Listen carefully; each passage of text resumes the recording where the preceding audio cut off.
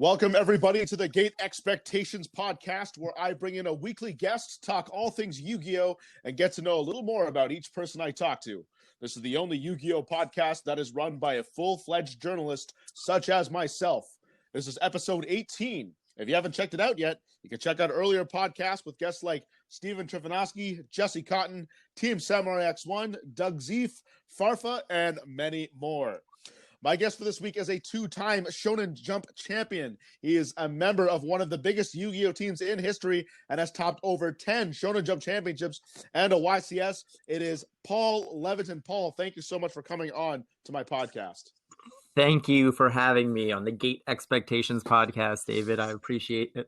Absolutely, bro. And again, I appreciated you coming on. And, I've interviewed a couple of your teammates before already, Dale Polito, Chris Perovic.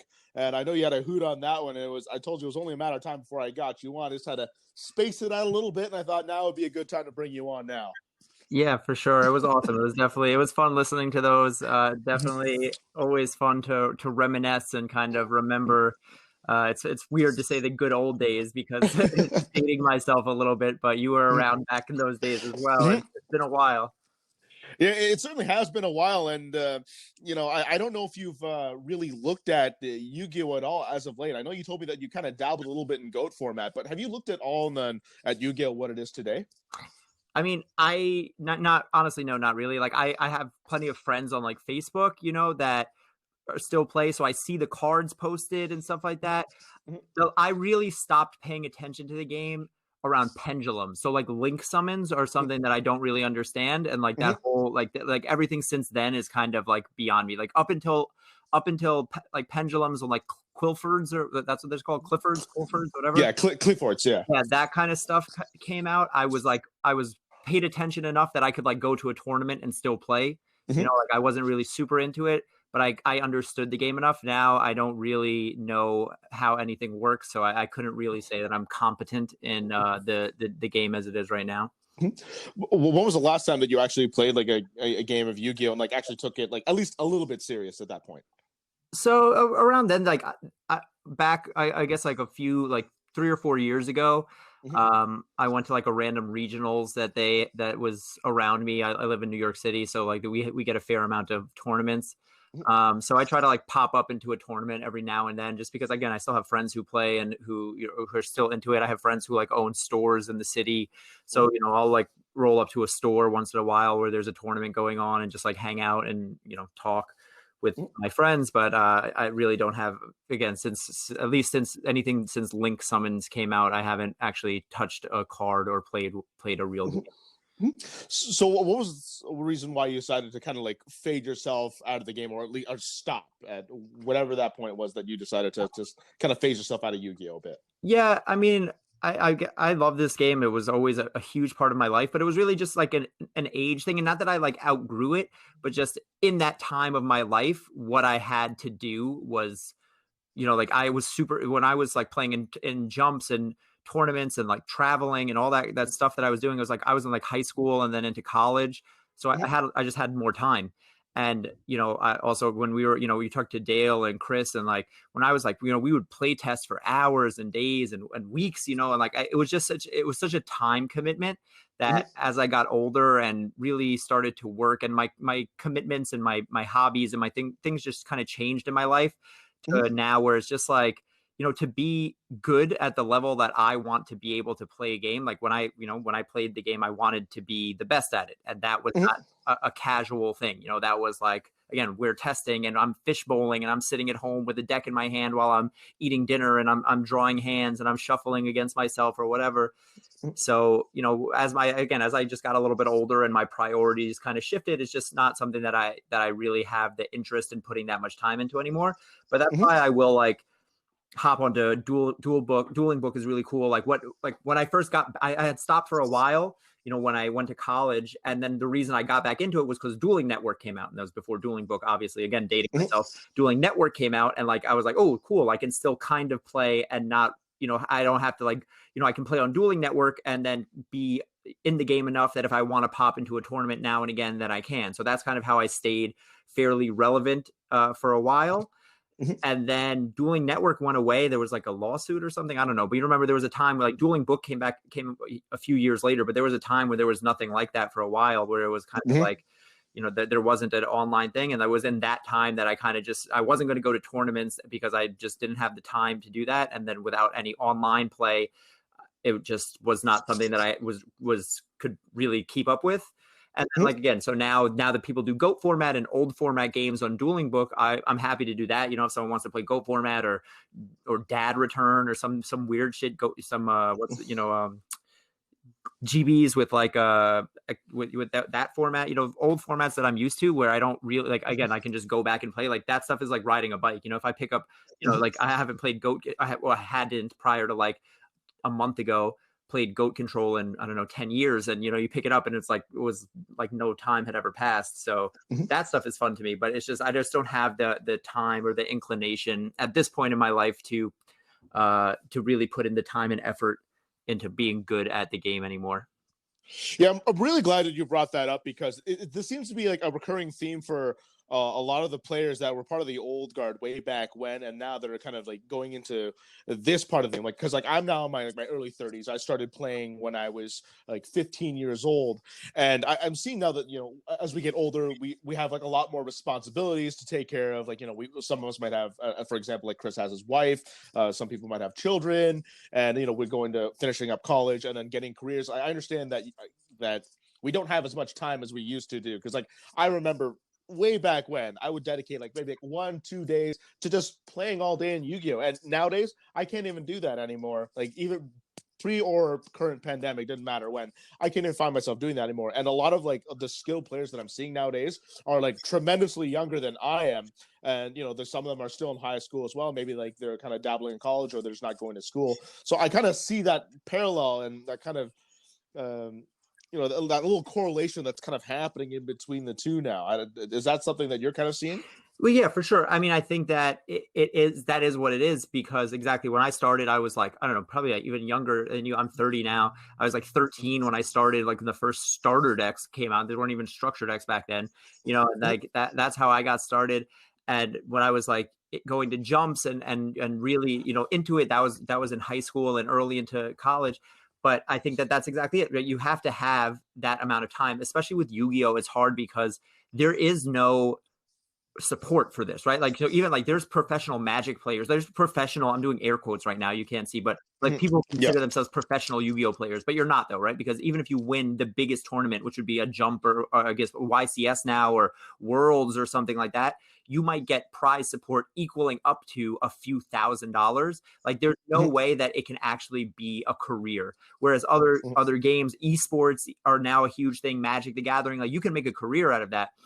So when you're young, when you're in high school and you don't have any responsibilities, yeah, then it's fun. It's great. Like when I was in high school and I traveled to California to win a Des Golf, which was the prize card when I won my first jump, and sold that for $2,000. That was amazing for me. I mean, I paid my flight, which was like $500, and then I had $1,500. I had never seen that much money in my life. Now it's like I can't take time, I can't take 3 days to go travel across the country and pay $1,000 because I make more for the chance to win 2,000 when it's like I could just work that weekend and make more of that. I could work on my business. There's so many other things I could do. And beyond that, I mean, I just, I value my time so highly that I have other things to do.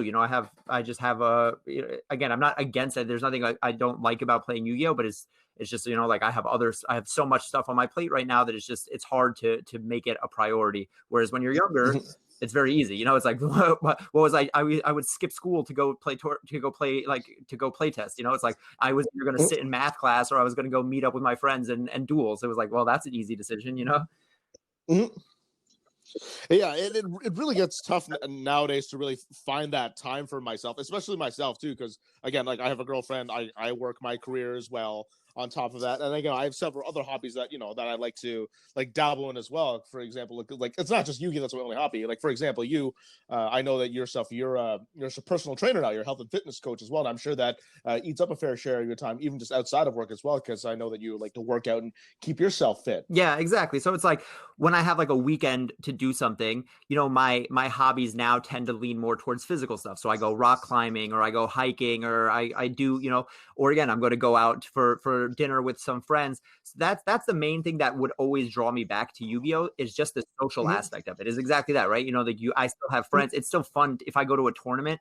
Even though I have no clue what's going on in the tournament, everyone goes out to dinner afterwards, and you hang out, and everyone's cracking jokes and stuff, and like that's fun no matter what, so that's the part I'll always appreciate it. I've made friendships that are, still to this day, some of my best friends, and that stuff I will never diminish. But in terms of like what I would, if I work all week and I have a Saturday off, especially with tournaments, how a tournament is, like you're waking up early, like it's hard, like grinding tournaments was not an easy thing. Again, I used to, like I said, when I was in college or high school, I would like be in class all week. I would hop on a flight Friday night, fly out to some random state, go to a hotel, crash at a hotel with 8 other people. Like we're like, ass to elbows, sleeping on sharing beds and sleeping on the floor, play testing until 4 a.m, wake up for registration round 1 at 8 a.m. And especially now the size of tournaments run until 2 o'clock in the morning because there's 11 rounds of Swiss, and then like hopefully you make day 2 and then you fly right back on the flight or on a long car ride back the next day. Like it's draining. It's not something that I think you can really do at a high level when you have, again, a family or responsibilities outside of this. So I do think it is like, quote unquote, a young man's game, so not to make myself feel old, but it really is, Yeah, it's like what you see in professional sports as well. You kind of see like a lot of teams might like start to get rid of the older players now and start to move in for like the younger players, because younger players will cost less, and then they have a little bit more like at least raw physical talent. It's kind of like what we're seeing now in Yu-Gi-Oh, except kind of replace the raw physical talent with a little bit more like time, and time is definitely a big thing. And kind of maybe like the eagerness to learn could be, you could argue, is another thing, but it's just the availability that like the younger players can kind of have and kind of give to the game, as opposed to you and I now, like in our early 30s, that we may not have as much time anymore. Yeah, 100%. And also, honestly, it's a hunger thing, right? It's like when I was younger, like that I wanted to be the best duelist. Like it was like, I mean, I think about it now, looking back at it, and it's like the fact that I can say with real certainty that I was the best in the world at something is just something that not many people can say. Even though it was a Japanese children's card game, like I was competing with tens of thousands of other people who wanted to be where I was. Like ranking, they used to have the duelist rankings, and like I was ranked number 1. I was doing things that like no one else in the world was doing, like topping and winning events. And it's like, that to me was worth it. It was worth the sacrifice. Now, again, for me to say like, oh, like I could win a YCS, I'm like, I might just rather want to sleep in on a Saturday. Like it's just not that important to me. But I'm happy that I did it, and it was, all the experiences that I had, I wouldn't trade for anything. But it was just a different time. No, I get exactly what you're saying in that sense, because I'm not quite at the level of you are, but I've only topped like one YCS at this point in time. I've topped 1, and I told myself that's the only thing I just want to do, is want to get that done. And if I were to like die today, like I would at least be very happy with when I look back at my Yu-Gi-Oh career at this point in time. And I'm sure that you can kind of say the same thing too at this point. Like you were happy with what you did. You became a champion twice. I don't believe you went to Worlds at all, but I'm sure that you're really happy with the way your quote unquote Yu-Gi-Oh career went when you were playing. Yeah, I mean, for sure. It's like, even now, I know they had a list for a while. I haven't checked it in years, but even after I had like quote unquote retired, I would look at this list of like the people with the most tops or something, and I was still like top 15 or something like that, like 6 years after I hadn't played in another event. It was like the things that I was doing, and like my team, like OD and all the stuff we were doing back then, was just like we were trendsetters. And then I look at the stuff that's going on now, and I look at the kids. I say kids, they're like 20, but like the younger generation of duelists, and it's like that was like that's their time now, and I'm fine with that. Like I had my run, and it was cool. And when I was really into it, that's what I'm saying. Like it was hard for me to be half in and half out.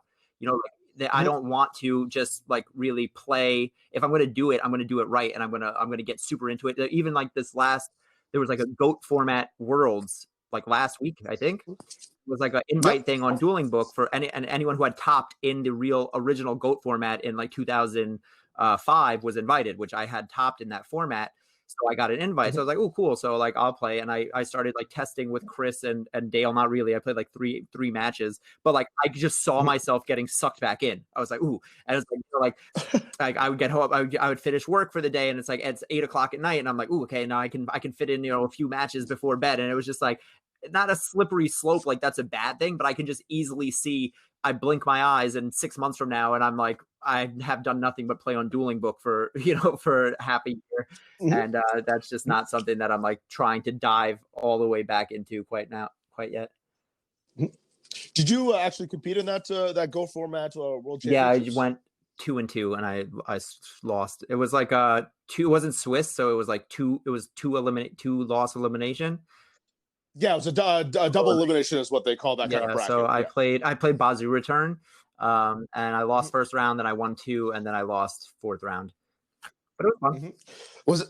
Was that the same deck that you took to when you won Shonen Jump Championship Los Angeles? No, it wasn't. So the deck I won Shonen Jump LA with was the following format after Goat Control. So Goat Control. This was like the next format. They banned Graceful. They banned Delinquent. They banned, I think, Blackluster Soldier. They banned a lot of stuff. Like that was like a heavy hit to the ban list. So that back at that time, like Goat Control was like there was all those power cards out. Pot Grace Duo. They banned all 3 of those, and then after that, the next format it became like Warrior Toolbox. So because they just banned all these power cards, they banned Chaos, they banned like all this stuff, and it was like people were just playing like Warriors. And then that's when we made Bazoo Return. And that was when I was really at my hot, kind of not my hottest, but that's when I first got started. So from that Goat Control format and the following format, or when I amassed my 4-win streak and then my undefeated win, which was like what put me at the top of the game, which was like unheard of. I topped 4 Shonen Jumps in a row. And then when I won with Bazoo Return, it was an undefeated win where I went like 11-0 or 12-0 or something like that. And that was like when I would consider that, technically, I mean, I'm not saying this to be in a bragging way, but like I was the best person that there was playing the game at that time. Like they was like I was in my zone. I would just go up against anyone, and then like I felt confident just winning. But yeah, I just kind of for fun for this tournament, for the Goat Control format tournament, I was just like, okay, I didn't want to test really or anything like that, and I just made a version of that would work in the Goat format, and it was fun. So what really compelled you to decide to go back and play that GOAT format tournament? Chris and Dale, and listening to your podcasts, probably. No, like Chris had told me about it like months ago. Like when he was like, oh, you have your invite to this tournament because you have the top in it. And I was like, okay, like remind me a week before the tournament. Like I'm not going to test for it, but I'll play in it. And then again, I listened to Chris on your podcast. I listened to Dale on the podcast, and it just got me in like nostalgia mode.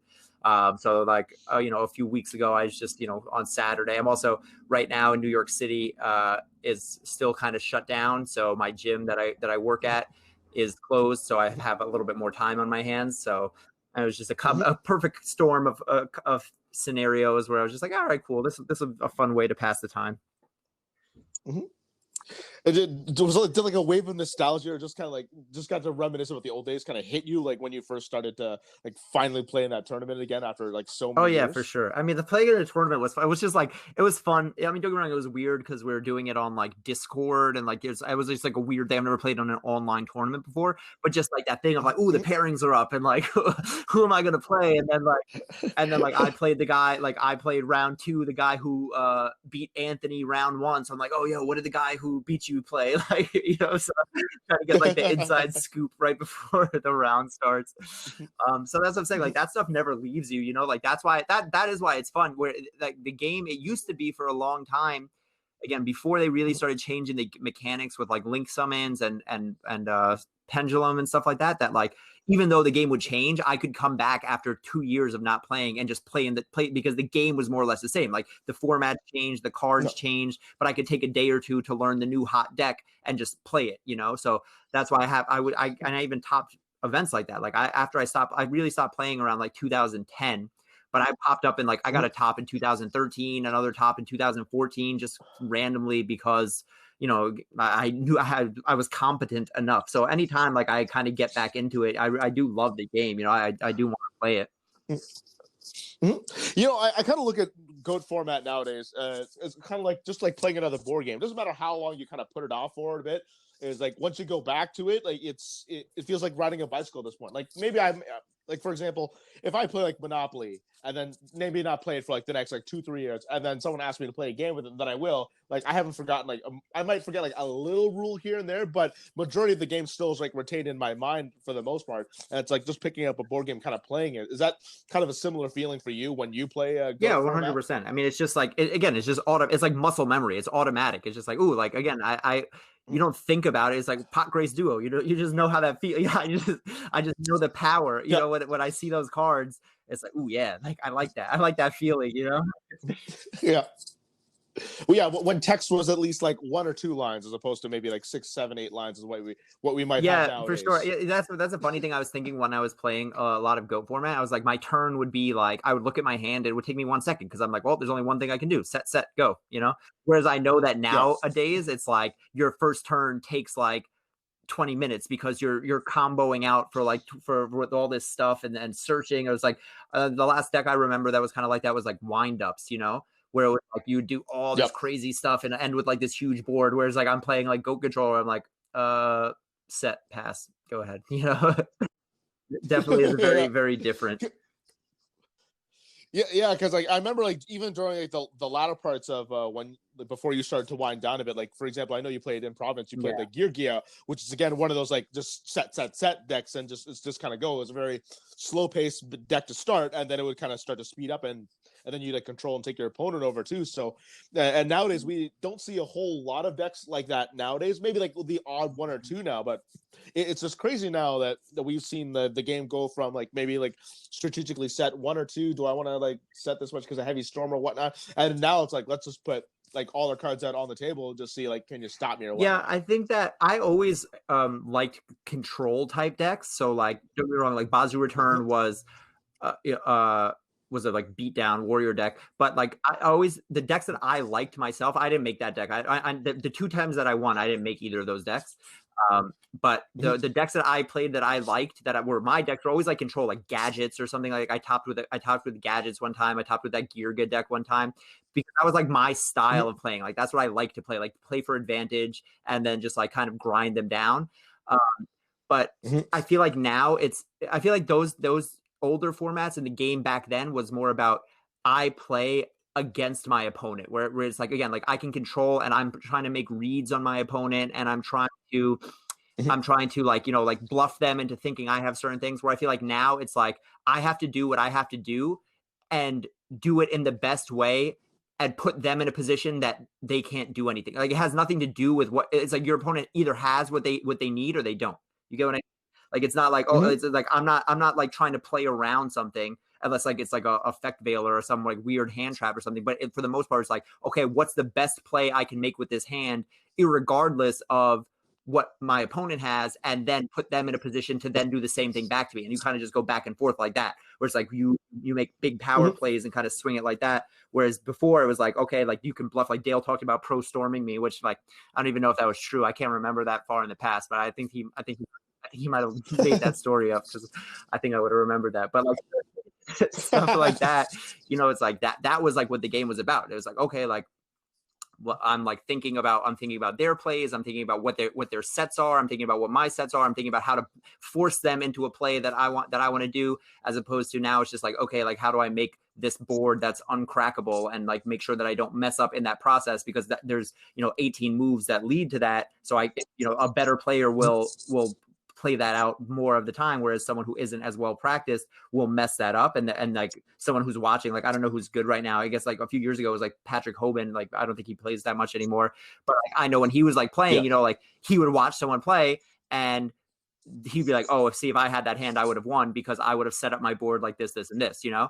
Whereas if I'm watching someone play in an older format it's like, I'm not thinking about setting up my board. It's like, oh, I would have won because I would have bluffed like this. And I would have read that they had this because of how they played this. You know, it's just a different style of play.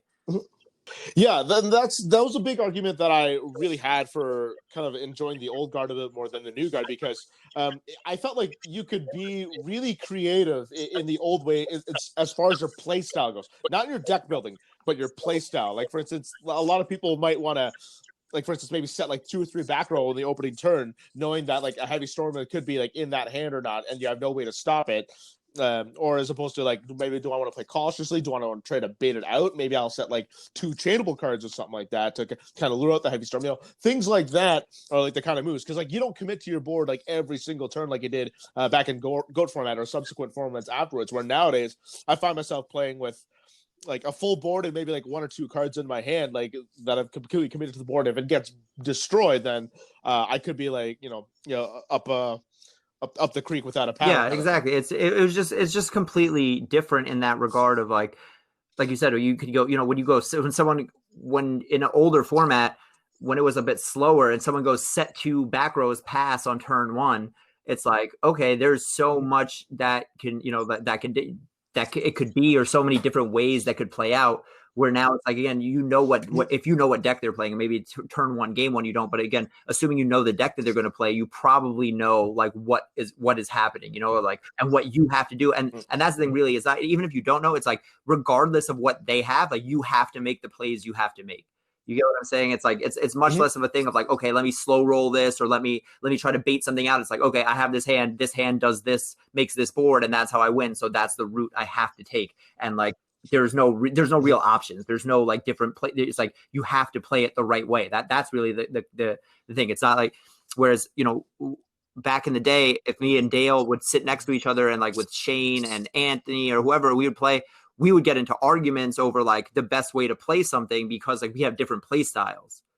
Like now it's like you see a 6 card hand, and it's like like solitaire. It's like there is a right way. Before, I feel like it was like, you could argue over it because it's an opinion. It's like, no, I would do this because this and this, and I would think that they had this because of this. And like right now it's like, well, you have these 5 cards. The optimal way to play it is this first, then this searches this searches this brings out this, because that leaves you with the best board, and that's uncrackable. And then you just go, oh yeah, you're right. Like, that's it. There's no arguing that, because that's just the right way to do it. The playing solitaire part, I find that to be kind of a curse and a blessing, because we really didn't get to play a lot of solitaire with yourselves back in goat format, because it'd be like, okay, what do I do here? Set 2, set 1, and end. Okay, now what's going to happen after that? I could like maybe simulate a couple things, but that's all like you hear say. It's all here speak, like whatever. But nowadays, if like I'm playing like a huge combo deck, I could like just practice a very large combo with myself. And it's a little bit easier in that sense, but I feel like there's not a lot of interaction in that case. And I always found like the most satisfying victories that you ever got in just playing like a regular match with somebody is when you go like a hard grind with someone, and you just know that you've outplayed them in that hard grind. I feel like that was one of the most satisfying victories you could really have. For sure. Playing this game. That's what it's all about. That's what I'm saying. Like, even the games where you just win because you have a blowout hand.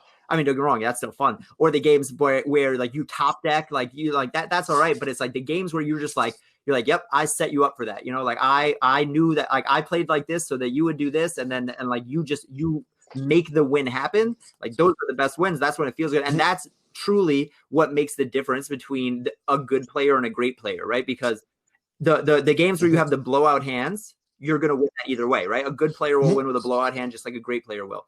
And the game where you weren't supposed to win, but you top deck that out at the last moment, again, those are the good player is going to win that, just like the great player. But it's the games where you can you dictate the flow of the game with your play style, and you kind of bait people into things, or you bluff in a way. Like, again, like I know how to, I used to know how to like hold my cards in a certain way that would make them think I had something. Or if they summon Breaker or MST or one of those things, like I would have different tactics to like make them pick the one that I wanted them to pick. Like, stuff like that is like when you really get to that level of like, that's the difference of like one of the people who are on that top tier, and the people who are just like always just close to being there but never quite made it. Yeah, and that's definitely a thing too that really puts people over the top, is like, it's definitely the psychological aspect. And that's a big fan. It's a big thing I'm a fan of in the game, because like back then, like when we saw in GOAT format, it kind of is kind of is true in today's climate, but maybe not as much back then. But you always see almost like the same players always topping almost all the time back in Go format, because we really felt that it was those players who were really putting it over the top. Nowadays, I still find like there's a lot more variety in names now that are topping. Of course, there's still the consistent number of people that are topping every event, but I find like a lot more names are becoming champions at this point. They're kind of like no-name champions. Yeah. Not to take anything away from them or whatnot, but a lot of unknowns that are starting to win now, as opposed to like the same repeated names that we're used to seeing. Like we would see like we would see Feely, we would see like Lazaro Dale, things like that. And nowadays, like every time I see a champion, I'm like, who is that guy? Who's that person? I don't know who that. That's kind of a big thing now. It's really all over the place. I think it's a combination. I mean, don't get me wrong, it was always like that. So also people talk about GOAT format. Like I don't know why GOAT format became the end all be all of formats. Like this is like what people talk about when they talk about skilled formats. I don't know how that happened. Like it just was like I guess it was because of that, because it was like a lot of the same people topping all the time, which is kind of indicative of like a skill-based format, I guess you would say. But at the same time, it really wasn't, because like that's really right. Like when GOAT format was like a thing was right in the beginning of like competitive play, like that was real. Like Comic Odyssey was starting, like OD was like, I wasn't even on OD. This is when I was like, me and my friends, I knew Anthony and Chris and them, but like we weren't on a team together. They were from New Jersey. We were from New York. Like I was still on Team Scoop. And like, this is like when Shonen Jumps were just becoming a thing. So I feel like if there was a level of play like there is now, and there was when GOAT format was out, it wouldn't have been the same. Like people, it's nostalgia. People look back on it like, oh my God, everything was so different in GOAT format. But like, there's a lot of good formats like that. Like I said, like TeleDAD format was super fun and skillful. I think that was like kind of overlapping with that Gladiator Beast format, not the one I wanted, but the one with Gyzaris. Like that format was really cool. And then like just there was plenty of Monarch formats. I mean, I'm biased towards that because I always love like that. Like I said, I like control type decks. So and like Monarch formats, but there was a lot of good formats like that where you saw a lot of the big name people topping, and that's kind of how you would judge the strength of a format, is like, can the same people win? Because if there's no consistency, then it's just luck. And if it's just luck, then then it is what it is, and that happens no matter what. That's why no matter how good you are, you can only be so confident going into a tournament. Like so it's like one of those things where I do think GOAT Control is a good format, but I don't think it's like, oh my God, like it's so much better than it is now. It is a different game. And it's kind of like take a good example off of what you said. I feel like your teammate Adam Korn, for example, like he was probably one of the best like tele-dad players in the world. At the time, like he was near unstoppable at that point, and then he also made a deck to even counter his own deck when he made his own Corn Monarchs deck with Primeval Dragon, as Chris mentioned back at our last podcast. And even then, I always found that format tele-dad was almost always like about 95% of the time, it was always the better player would always win that. Yeah, match. See, like that, like a format like that again. So it's one of those things where a format like that, I feel like, is even actually a little bit more skillful than tele-dad. I mean, than GOATs, because the thing about GOAT Control is that the deck, it was like a one-of deck, right? So it's like everything is limited to one. Most of the power cards, like Pot Grace, Duo, Soldier, Heavy Storm, So you don't get the same hand that often. Whereas tele-dad was trips of everything, right? So it's like 3 Dark Arms, 3 Krebons, teleports, whatever. I don't remember the exact deck, but I'm saying, so it's like you had so if everyone running mirror for mirror, deck for deck, like, so it's like if 10 people have the same 10 GOAT Control decks, because of the variety of cards in the deck, they're still going to draw very different hands. You get what I'm saying?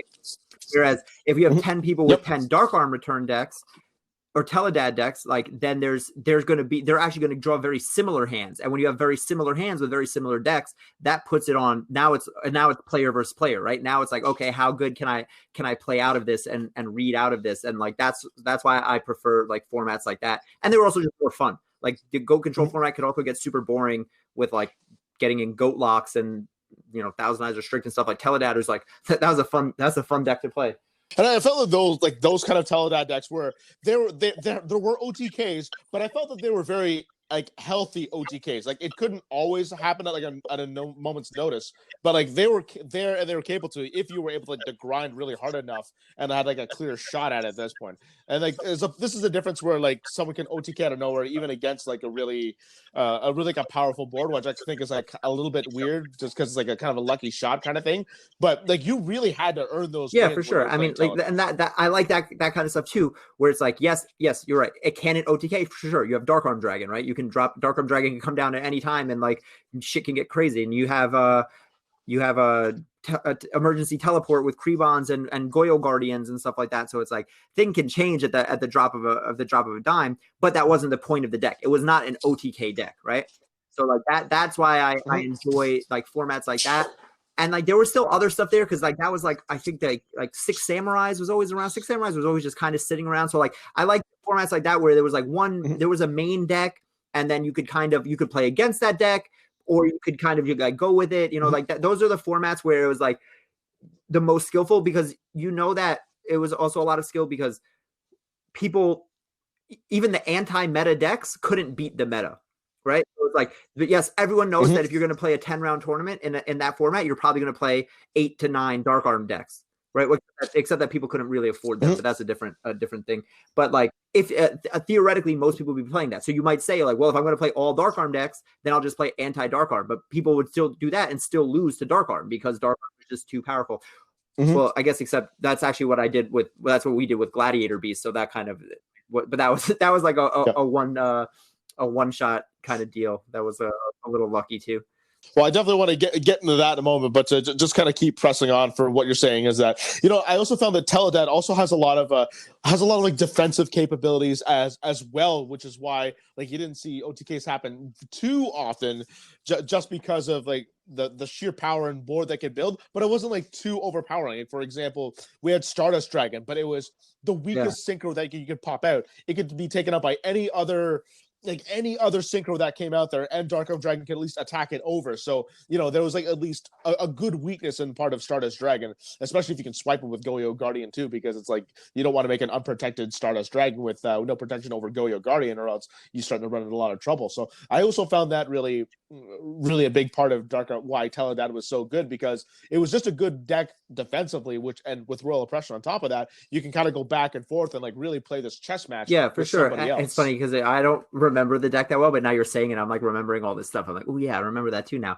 Like Royal Oppression and Stardust. I was just thinking like you have Krebons, but that's another thing of like thinking about what makes a deck good is exactly that, right? So like you have to board up and think about defensive plays as opposed to again now or with like a more OTK based thing where it's like I just have to do what I have to do to not die. Whereas like again, you could drop Stardust Dragon, but it's like okay, now they're like how many ways can they make a Goyo Guardian and then kind of screw me? So like you have to be thinking.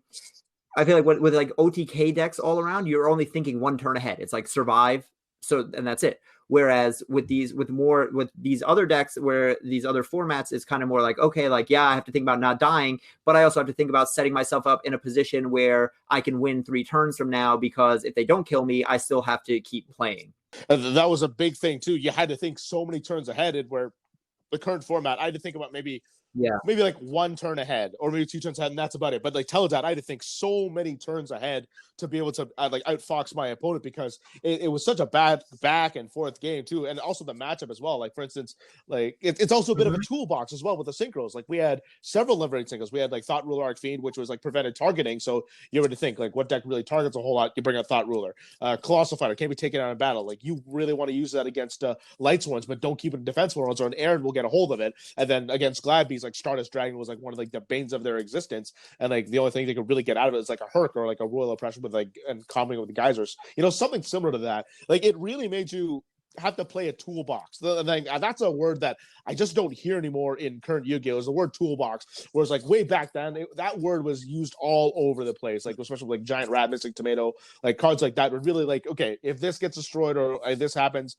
what card am I going to bring out now to like best adapt the situation, which is what a toolbox is in this point. I don't see that a whole lot more in current Yu-Gi-Oh! As opposed yeah, to again, Yu-Gi-Oh! I don't know too much about current Yu-Gi-Oh, but I just assume that it's not, because again, it's that whole thing, like you said, you don't get to play past one turn. It's you get the hand that you literally play the hand you were dealt, and that's it.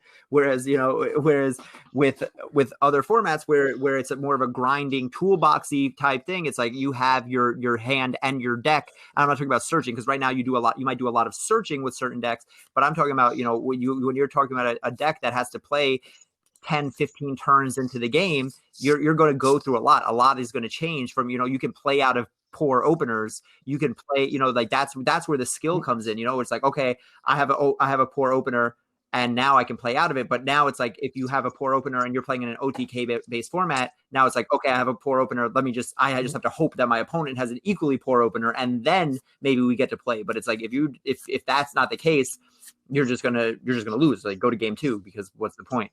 Mm-hmm. And what we could do back then too is that, like, let's say if I had like a very poor hand, like in Go Format, I would play very defensively at that point until I started gradually drawing the cards that I would need to help myself get out of the situation. Because like, you typically, if you have a good hand, you might be a little more inclined to play a little bit more aggressively. But if you know that you don't have a good hand, like you're pretty much trying to stall for your time. Like, you can have that luxury of waiting an extra turn here and there to be able to get what you need. Where as opposed to now, it's like, well, you got 5-6 cards. That's your hand. If you don't have a good hand, well, then you might be pooched. If not, then if you do get a good hand, great. If you don't, well, sorry. Yeah, for sure. Exactly. That's a huge difference. Again, you don't see as many cards, so it's like you don't get as many options. Yeah, and that's a big difference too. And like, we know that the good players can really do well with like a bad hand. I've seen so many great players play out of bad hands, and I've gone against several good players that have had bad hands and that have come back and beaten me as well. So like, I've seen it all over the place. Like, for example, I think Billy Brake in Columbus. I don't know if were you around doing reboot. I don't know if I played in that format, but I know what it is. Like, it's that plant stuff, I know what you mean.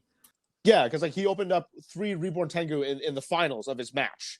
I think it was game 3 in the finals. Yeah. 3 Reborn Tengu. That's not what you want. That's like opening up like 3 Titanial when like Lone Fire Blossom was on. You didn't want that, not at all. But he managed to pull that out, and he still won the match with 3 Reborn Tengu. It's kind of like that, like it was really a lot easier playing out of bad hands back then, because you were afforded the time, as opposed to now, not so much. If you just have the bad hand, if you just have one bad draw already to a bad hand, like, the game's 100%. Yeah, exactly. That's the mark of a good player. I mean, Billy Brake is a all-time, one of the all-time greats, and that's exactly why, because he could take a situation like that when almost anyone else would have lost and change it, but you can still only do that in certain formats. So sometimes a bad hand is a bad hand, and you can't play out of it no matter what.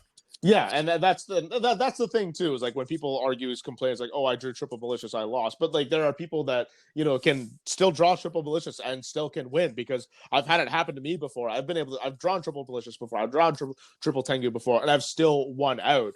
It's just you just gotta have to play it a little bit differently to be able to really have that the ingenuity and just the grind power to be able to get through that kind of situation to overcome adversity. And then that's what separates, like, of course. I mean, listen, at the end of the day, there's luck in this game. You can't get around it. The best player will win the higher proportion of games, but on a single game basis, there is luck always involved. And no matter how good you are, you could be playing, the best player in the world could be playing a kid with a starter deck, and there's going to be some times where there's just nothing that you can do. So it's really more about just kind of like that overall proportion of, like, if we play 100 games, I'm sure I'm confident I'll win 70 of them, but there's still 30 that there's just nothing that I can do. That's just a reality of this game. Mm-hmm. And then, we get a lot of people that I'm sure you've had the experience that, complain about, like, the luck factor in the game. It's like, oh, I would have won if somebody did this or whatnot, or if they didn't have this or whatnot. But that's just a natural part of the game. And some people can have to understand that you can play perfect in a whole tournament and still not do well, because, there is luck in the game. It's inherent in the card game. That's what happens. 100%. I mean, that is it. Listen, you could talk about that stuff all the time. I can list off, people talk about, like, losing on the bubble and stuff like that. Like, throw away losing on the bubble, throw away like 8-2 performance, stuff like that. I can list like at least four jumps off the top of my head, or YCSs where I lost in like top 4 or, you know, like something like that, where I was like, I was supposed to, like, it's like, I know that I was supposed to win. And they got the one card off of the one card off of the one card that like made them like something crazy, you know? And it's like, okay, yeah, like, well, that's was I salty in that moment? Probably, especially because I was, you know, a little bit younger. I'm sure I didn't take it, but that's part of the game. That you can't be mad at those losses because you'll take those wins, right? It's like if that was you on the other side of it and you took that win, you'd be like, yep, well, it happens. But like so when you lose like that, it's the same thing.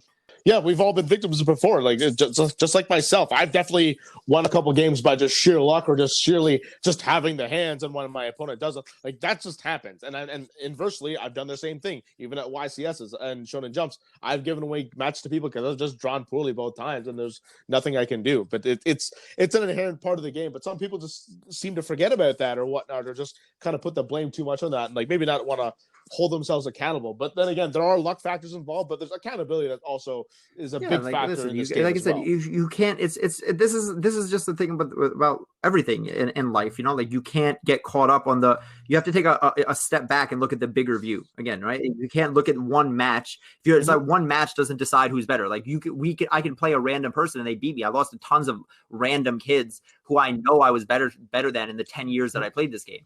But if you took a step back and look at, okay, how's this kid's tournament performance over the last 5 years versus mine? Well, I'm sure you would see a pattern that showed that I was the better player. You know, like that's just how it was. I've lost. I remember one event. There was the tournament. There was a format where it was Ill Blood had just come out and zombies were the deck. You remember that format? And Lazaro and Dale made this deck and gave it to me like the night before the tournament.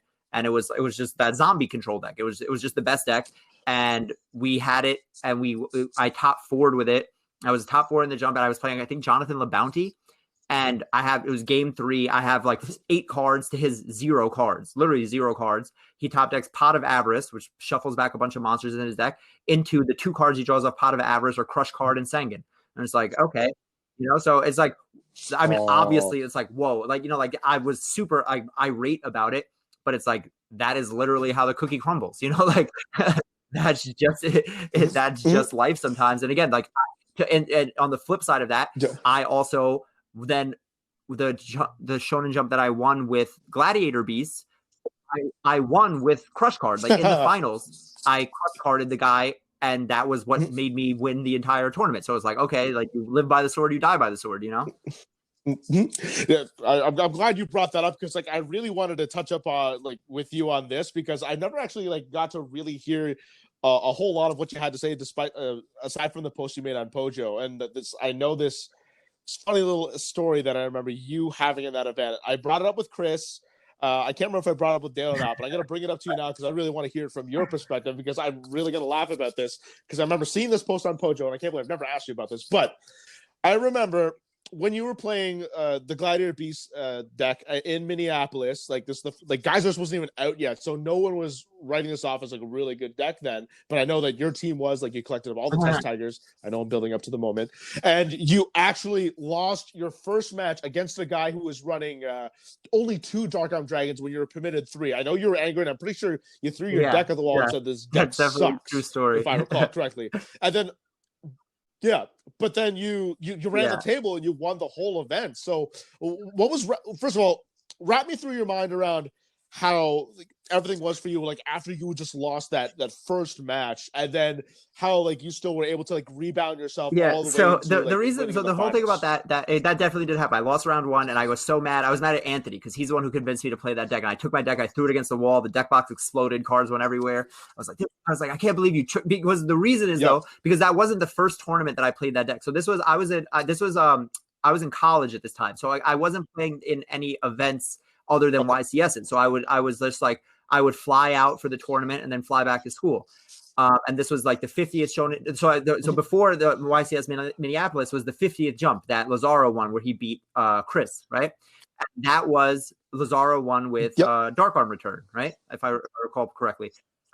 So we started, that's where Yeah, the you did. original Yep. Gladiator Beats deck was played. Was like, oh, it was like, that was the whole point. It's like Anthony was like, oh, I have this deck that kind of just beats Dark Arm Return. So if everyone's going to be playing that, you should just play this. And again, I wasn't really testing. So I was just like, okay, like, you know what's good and I'll play it. And so I played that in the 50th YCS, which was the biggest tournament of all time. And that was like the one you really wanted to win. You know, this was like the tournament of all tournaments at that time.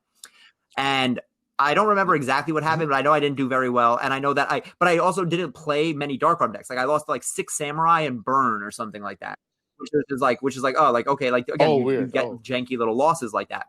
So whatever, fast forward now to Minneapolis, and same thing. I fly in for this tournament, and Anthony's there, Chris is there, and like, we're like play testing and stuff. And he's just like, yeah, like, play this deck again. And I'm like, I like the deck, but I'm just like, I don't know, like, I should just play like Dark Arm Return. And Anthony convinced me to play the deck.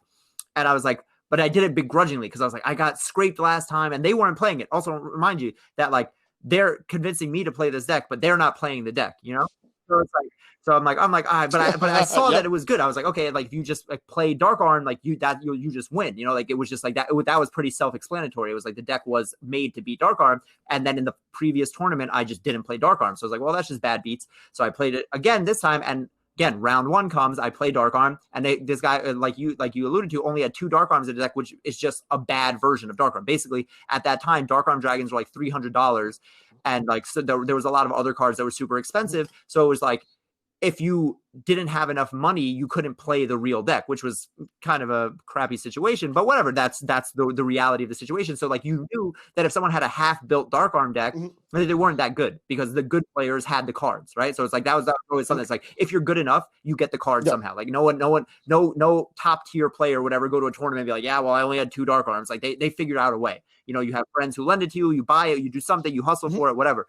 So when I lost to that, after having just lost, again, flying out from college the night before and coming all this way and having lost in the same way in the previous tournament, that's why I was like pretty irate. And I threw the deck, and I was like, I can't believe you tricked me into playing this deck again. Like, this is like, I can't believe how stupid I was. Like, I keep falling for this. And then, and then all of a sudden it just, but I did play 8 or 9 more pure Dark Arm decks. Like, I played that, the deck was made to build. I think I played 1 6 Samurai deck, and that was like my only non-Dark Arm matchup, and that was probably like my hardest matchup of the day. But also in that deck, I played Crush Card, right? So people always talk about, like, it's funny because people talk about like me like cheating or something with that, I remember. But it was like, I played Crush Card with just 1 Sangan and 1 Spirit Reaper. Like, that was like my 2 darks. And people were like, oh, like, that's so like, like, you can't play those only, like, Crush Card with only 2 darks, that you had to be like stacking it or something like that. But like, I literally only used Crush Card once the entire tournament. It just happened to be in the finals of that game 2 of the finals, when I lost game 1. And it just happened to be so. My whole reasoning, and like Anthony said this too, or like other people have done, like, it's just like, back then Crush Card was not released to the public. Like, we had prize cards because we used to win a lot of tournaments. So I had a Crush Card. It was like, you don't not play that card. You know, like Crush Card, it doesn't matter that I can only activate it once a tournament. It's when that one time a tournament comes, you win the tournament you win that game automatically. So I played it only having Sangan and Spirit Reaper in my deck.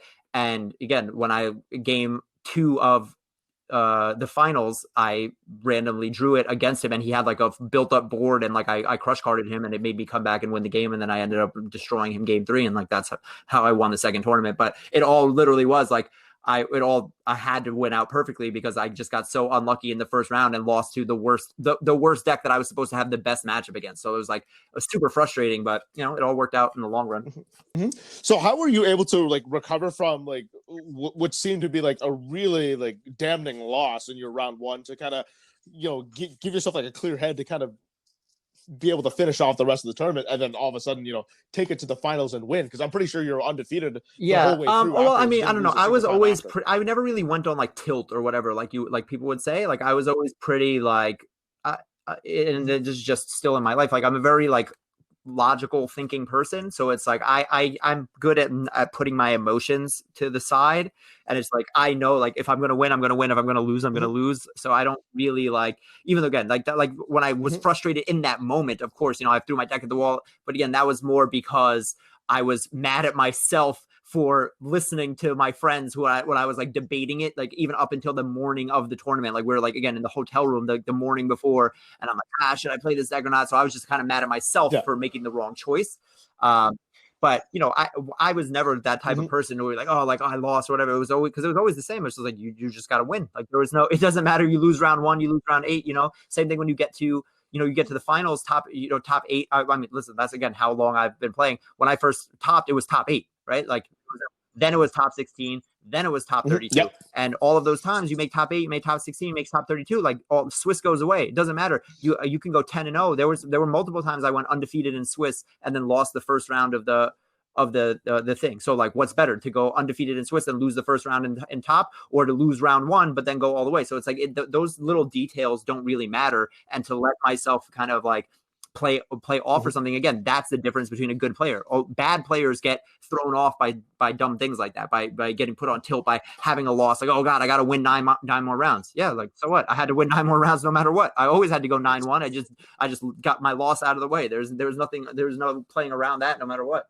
Yeah, there definitely is like a psychological factor that like affects you throughout the game if you like lose on like a bad beat or just like a horrible misplay, because I've definitely done that myself where I've had like one really bad loss or something and then I've just been on tilt like the entire day. So keeping that cool is definitely like a luxury to have, if you can have that, and keeping yourself under control throughout that. Yeah, of course, like there are moments that people just get frustrated in the moment. That happens. That's normal.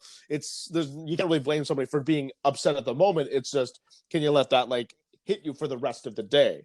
Which is apparently what you're telling me. Clearly you weren't bothered by the point. I don't know, it's because you've been there before, that this is something that you've been used to, that you've normally done or whatnot. But at the end of the day, like when you do it enough times, you kind of become like kind of numb. Well, yeah, for sure. And exactly that. Well, one, yeah, I definitely was. I mean, this at that point, I had already won a Shonen Jump and topped like 6 or 7, in between, or maybe more than that at that point. So yeah, it was nothing new to me, but it was also just one of those things. Again, like I said, I've been in the position of going 11-0 and then losing in top 32.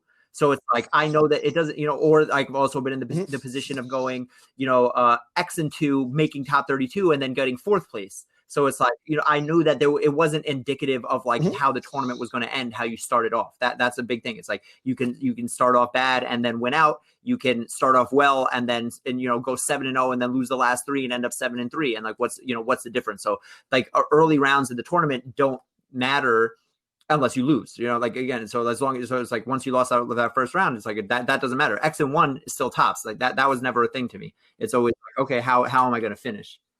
And like, and what was that feeling for you at the end when you like finally like won that Shonen Jump championship? I mean, that was. I mean, listen, I 2 things I do remember very well are the 2 times I won. Like as weird as that sounds, like in my whole life, like I remember both times. Like so when I won the first Shonen Jump, I was literally, I think, 15. We were in LA. I remember I was with my whole team and like all that stuff. And I just remember both times.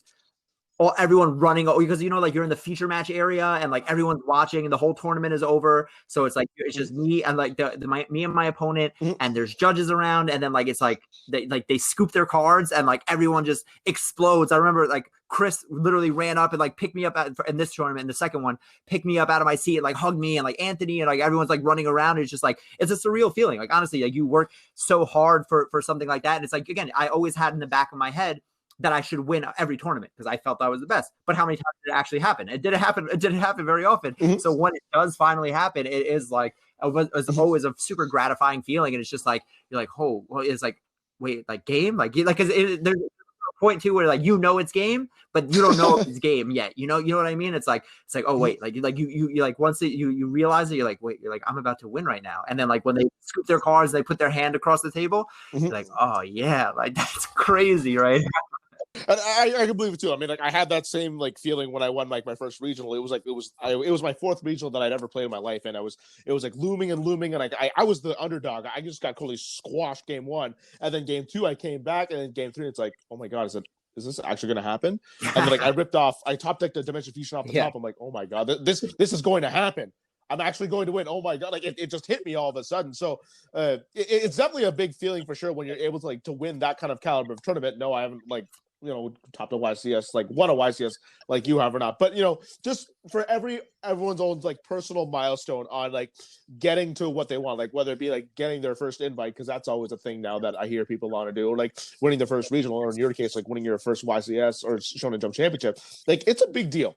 It's a really big deal, and it's something that like you won't really forget. Like, so I don't blame you at all one bit for like being able to recall those. For sure. Like, and it was also like also those 2 times was also, I mean, like not like almost like cheating, in that we had the best deck. Like both of those times, both times I won had nothing really to do with me. Like all I had to do was like it felt like cheating because my deck was just so much better than everyone else's, right? So it was like when I had Bazoo return, there was no chance that I could lose, and that was like one of those, like the same thing with the Dark Arm return. I mean with Gladiator Beast against Dark Arm return. It was like I was playing triple Shadow Mirror with Herc. It was like, oh, that's just an automatic win. So it's like, but it's like, again, that. And I'm like, I know that I have the better deck, and I know that if I get the right matchups, I'm supposed to win. But again, there's a million tournaments where I felt that way also, where I did have the best deck, and I was the best player, and I made, and I would get, and then whatever, something lucky happens and you lose, because there's still, no matter what, you can be the better player with the better deck and still lose. And so like, the times are like, as it got like closer and closer, again, it's like, oh wait, it's like, wait, like I'm in top now. And then like when you make the, the top cut, everything kind of resets, right? Because it's like, okay, now it's single elimination. So even though I went undefeated in Swiss, that doesn't mean anything. Like I still have to, now I have to win out. I have to be perfect right now. I have to be perfect day 2. And it's like, it just happens. You're one step closer. All right, now I'm in top 8. Now I'm in top 4. Oh, now I'm in the finals. And that's like, it's like, you're just like, whoa, like this is it. This is what all of this stuff is for. All the play testing, all the, all that fun, all the fun stuff. But it was all leading up to this. And when you win, it's crazy. And like I said, I remember my friends, like I remember the looks on everyone's faces. And I remember like afterwards, everyone congratulating me and stuff. It was awesome. Remind me again, who was the one who I think it was Anthony, or like Anthony and Chris maybe, were like, they were like, I don't know, like they were like play test and stuff like that and just have ideas. Anthony was usually, so when I run with Bazoo return, most of the time, most of the decks that I played were either Shane, Rosaro, or Anthony / Chris. Like they were like, Anthony and Chris are kind of like a hive mind, because they talk a lot and they made a lot of stuff together. Unfortunately, I used to like to make decks too, but again, the decks that I made, I never really did well with. So you could kind of probably say that I wasn't a very good deck builder. But, I topped with them. I have some top 32s and like top 16s with my decks, but the decks where I did really well with, decks where I made top 4, where I won prize cards, where I won tournaments, were always with one of their decks, because those guys were just so on top of the game. Now, I was gonna like poke at you for fun for a second here. Like after you won Minneapolis, there, did you kind of like make it up to Anthony or Chris? Oh yeah, for winning the event, for sure. Because, yeah, you called. I was like, yeah, all right, okay. I guess, I guess this worked out. Maybe buy him a drink or something at like your evening I guess this was a good idea, but it's funny too, because again, like that's the type of person Anthony was, where he would make that deck, know it was better, but he would be too scared to play it, right? Because he was always a super like.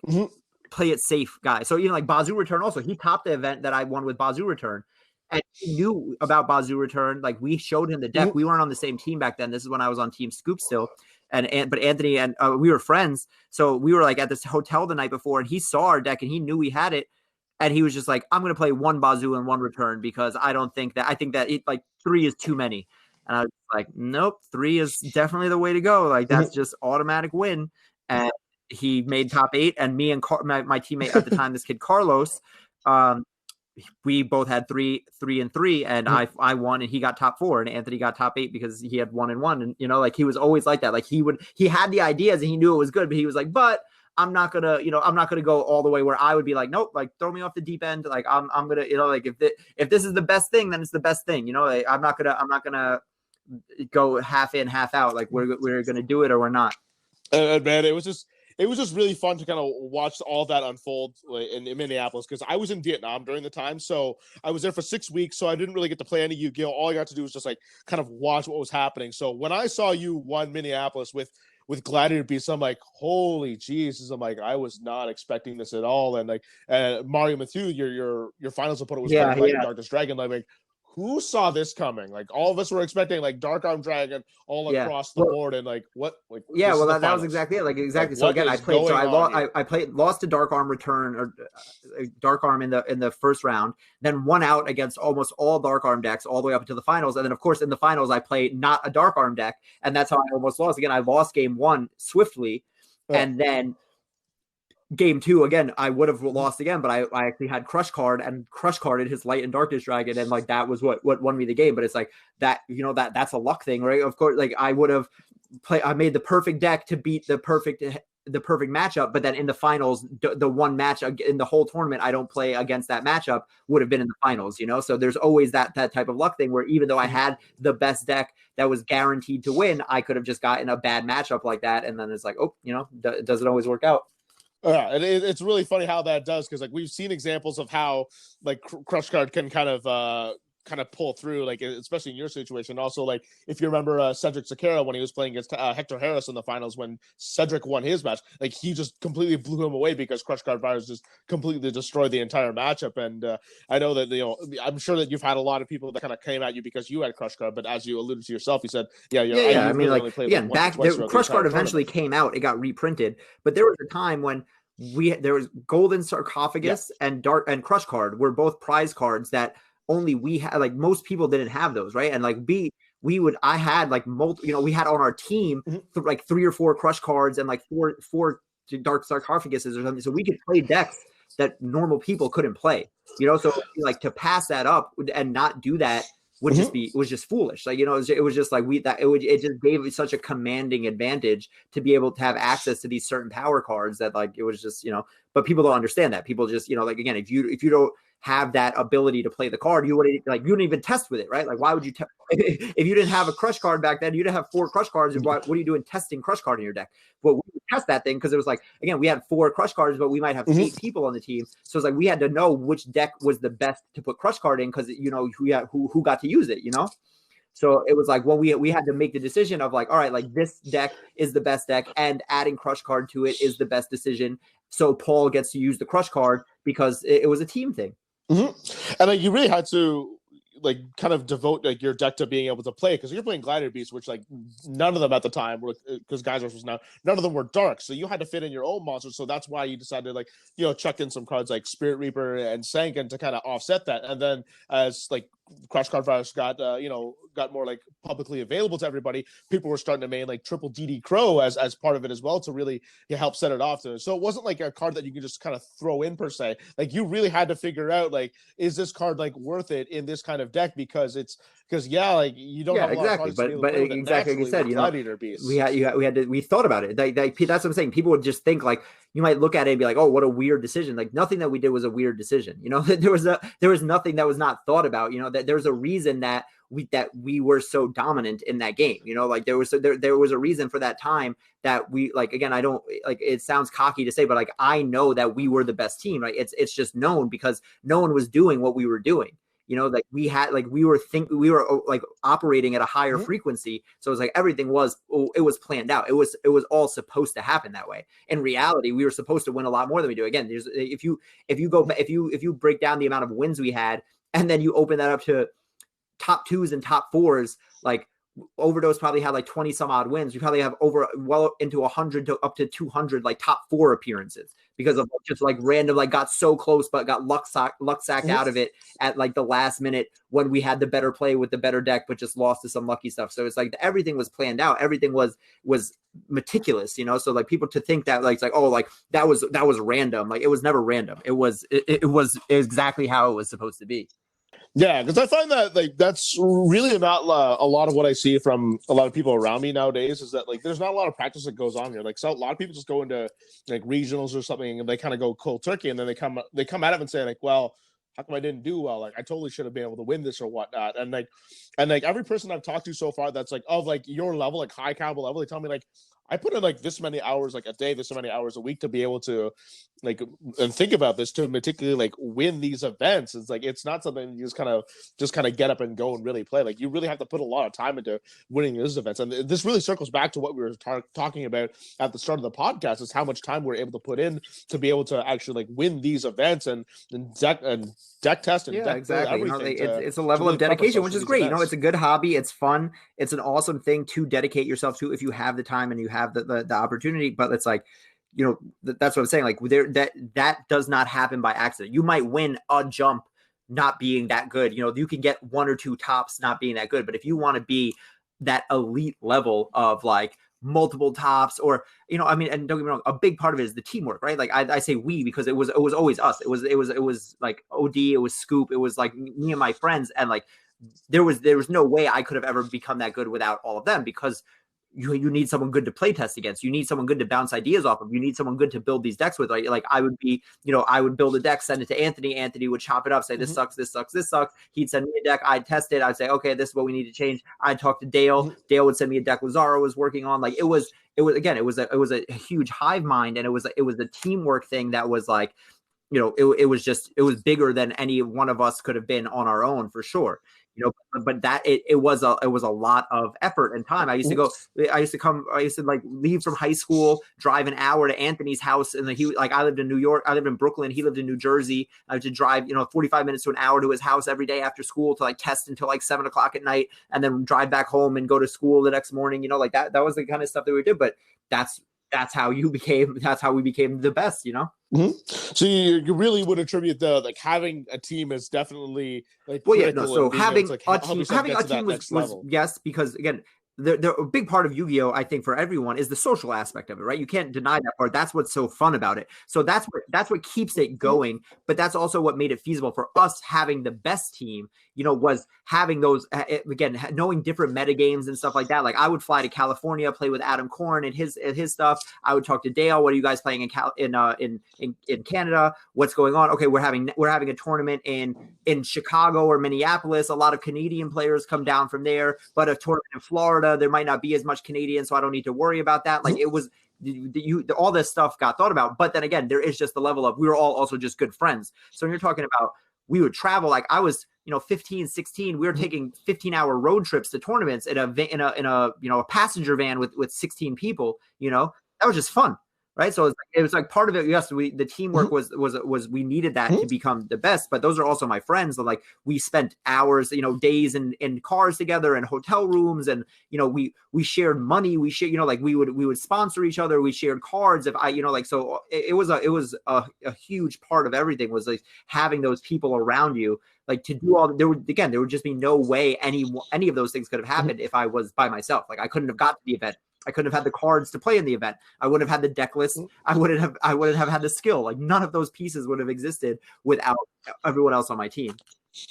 So how did you come from going from like Team Scoop up until Team Overdose, and then also absorbing Dale Lazaro and Matt Pedal from Team Super Friends into becoming the new Overdose? Like how did all of that? I can start you from the beginning. Again, I started all the way back in starter decks, and like this is when I was in like junior high school.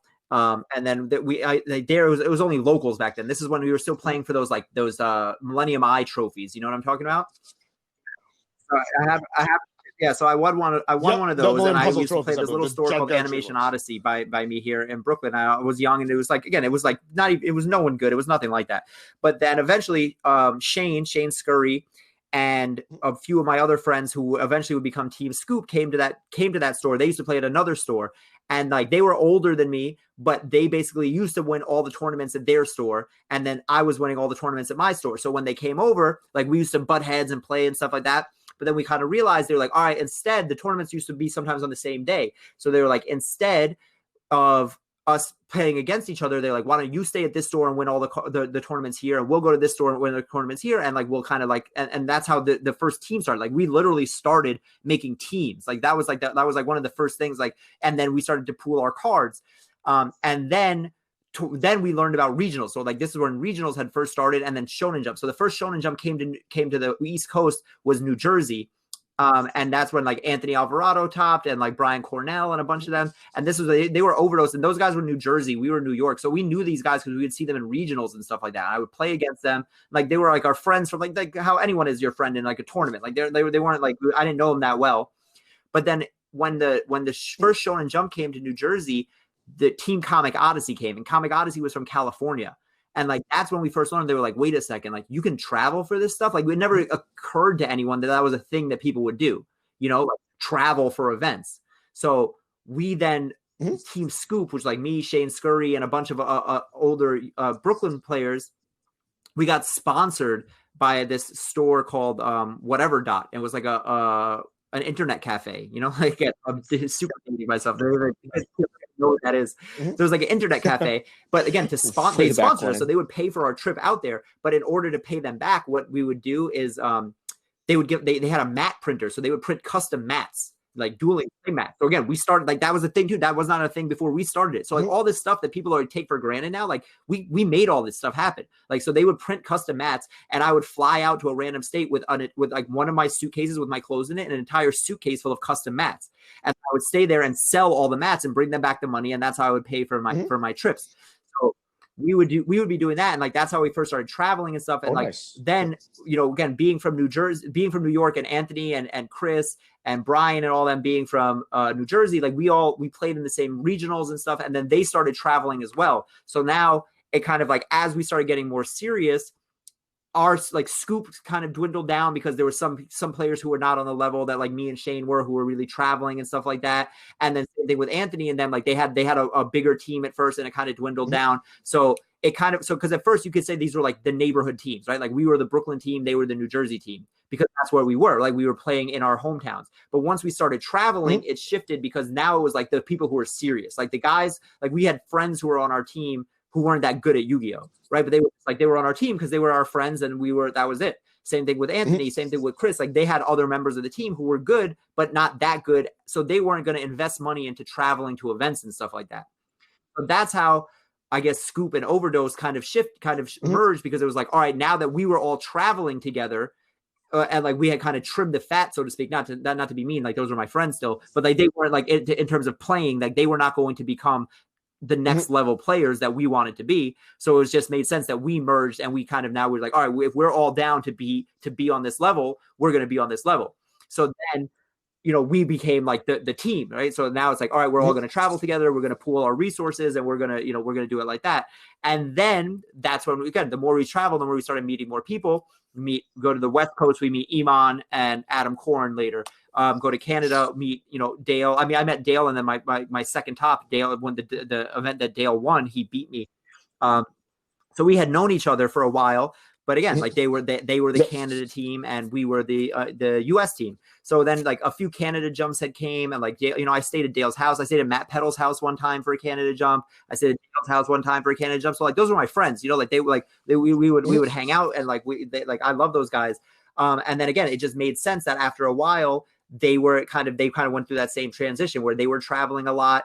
And it was like the core team that was kind of traveling all the time was not the same as like the Canada team who was like back home. So it's like they had like their 3 or 4 players who, you know, Dale, Matt Peddle, Lazaro, and like they were like, all right, we're going to travel. Like we are going to buy plane tickets and fly to the US. Like we want to be that level of team. So again, it kind of just happened organically, where now it's like, if it was the original Super Friends that was like 7 or 8 people, and the original Scoop that was 8 people, and the original Overdose that was 10 people, like you couldn't have a team like that. But because of the traveling, because of the people who kind of like were like, all right, like I'm going, you know, like you could see who was already ready to make that step to be at that next level, and the people who weren't that serious about it. So the people who were all ready to level up, we kind of just did it together.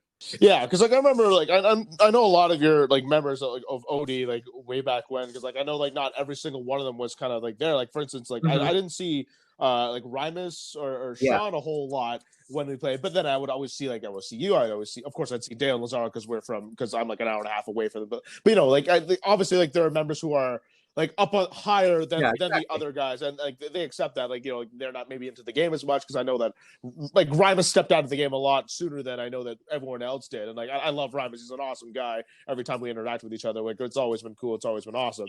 But you know, like not everyone's like like decide that they want to be on that level, or they just, you know, they don't take the game as seriously maybe. But you know, that happens. It's like same thing with when I had a team too. Not everybody was like as hardcore as I was, but we still had like a good collaboration with each other. And it's kind of like with you. Not every single OD member is like going to be like that the very best. Kind of like every sports team. Like not this one team is going to have like an all-star roster of players. It's going to be like your, like in hockey, you kind of like your fourth line players. You might have like 100%. I mean, exactly that. It's like it's kind of we like have like they were my teammates who are my teammates because those are my boys. You know, like those are the homies, and we're gonna like that. That's just my family.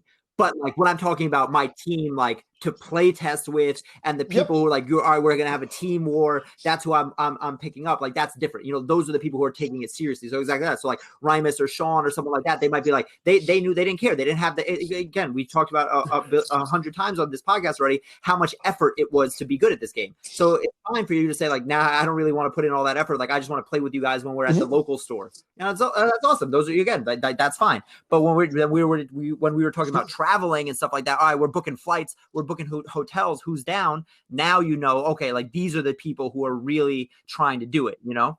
Exactly that, because not every single one of my teammates would travel with me to go out for big events. I had about maybe one teammate that would like two teammates that would like travel out with me and whatnot. One teammate would be responsible for like maybe like acquiring a bunch of cards for us to be able to play with and whatnot. And I'm sure like you kind of have like a similar system with like kind of like a hierarchy and whatnot of like who does what in your role. Like everyone has their role in a team in a sense, maybe like double roles. So maybe yeah, for sure, exactly. But so either it really way, was just, and that there. Again, that when one Shane more so than me. But eventually, back then, I really was like we were like vendors. So again, we started like another thing that we started like we were the first like real backpackers, like play. You know, like we started having tables. That's originally why we stopped playing as much was because we would go to the events and like we would make more money having a vending table than than to play. So it was like after a while, like but like people weren't doing that back then. Like it used to be like Troll and Toad would have a table or TCG, you know, TCG play or something like players weren't buying vending tables until we started doing that. People weren't coming with their own custom mats until we started doing that. Like we wanted to be the best and we made it happen. You know, like we made it, like we made the blueprint for what the rest of these people did. Like people weren't doing that. People weren't flying to, you know, like across the country because they didn't have a way to fund it. But it was like, all right, well, like let's go a step further. We don't have a way to fund it. Let's find a store that will that'll pay for it. Let's make sure that we win a prize card and that we will make a team that's so good that we guarantee we win a prize card. Because they also used to do prize cards for side events and side events by points, right? So it was like, I don't know if you know what I'm talking about, where like you would get a certain amount of points for every side event you played in, and then at the end of the weekend there would be a top 4 playoff for a prize card. So it's like, okay, even if the tournament is luck, we know that we can make we can always hustle the side events and make sure that we win. So it's like if we bring enough people, like it was a science. It was like we had the budget, we had the cards, because me and Shane did so much vending and so much eBay, we had all the cards. So anyone who needed anything, like we had the cards, we had the players. So we were in the main event, we were in the side event, we had other stuff like we had connections all over. So it's like, again, if I'm in California, I had some place to stay. Again, I was, you know, we were young, so I wasn't trying to spend so much money. We were all broke too, but we were making it happen in different ways where other people might have made excuses or other people might have not figured out a way. Just like I said before, where something like the whole Dark Arm Dragon thing, like if you didn't have a third Dark Arm Dragon, like I knew you weren't that good, I wouldn't respect you because I would have found a way to get that third Dark Arm Dragon. That's what I'm saying. Not saying that it wasn't expensive. Like, yeah, I get it's $300. That sucks. But I was never going to enter a tournament with 2 Dark Arm Dragons in my deck when 3 were legal. So that was like a perfect thing of like that was the difference of like our team was always going to make that happen. And that's how it kind of like the cream rises to the top. So it's like the people who weren't ready to hustle like that, they were the ones who didn't come, you know? So like, that's why it was like, okay, if the original team would stay home, but now we had the bigger travel team of me, of OD, of Super Friends, and like all those different things that kind of just combined because we were all on the same wavelength of like, yeah, like we're going to make this happen. We're going to be the best. We are going to crush these tournaments and travel the world and all that fun stuff. Yeah, I have a personal anecdote that kind of relates to that too, like of not having you know, like all the cards like met to like play pick a big event, for example. Like when tour guides were out and they were probably around like 150 160 like US, something like that, like I couldn't get my hands on 3. I only had 1. So I decided, okay, I'm not going to play plants because I don't have 3 tour guides. You need that to be able to play the deck, like especially when you play the mirror match. It's like I'm going to get killed because my opponent's got access to 3 tour guides and I only have access to 1, and that's like kind of like the heart and soul of the deck. It's like I'm probably not going to be able to win this if I don't have tour guides. So I opted to play agents instead because it was the only other deck that I had at the time. But it's like that. Exactly. It's like I'm not going to go into like a big event playing like a half deck.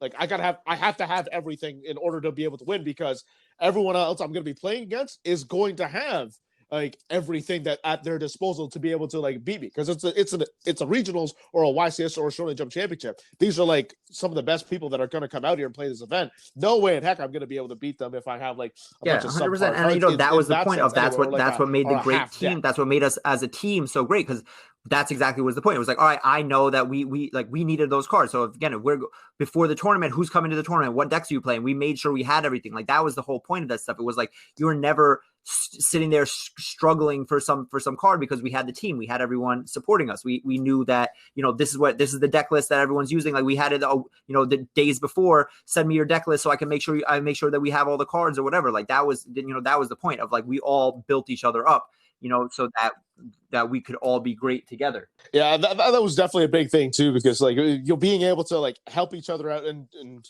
like gather the cards you need and help yourself like get to other places. Like that's a really important thing to be able to help yourself get better, because it gives you the experience that you need to be able to go on the road and play against like a bunch of different people, and just having that support as well. It's just it kind of motivates you in a sense. Like I love competition.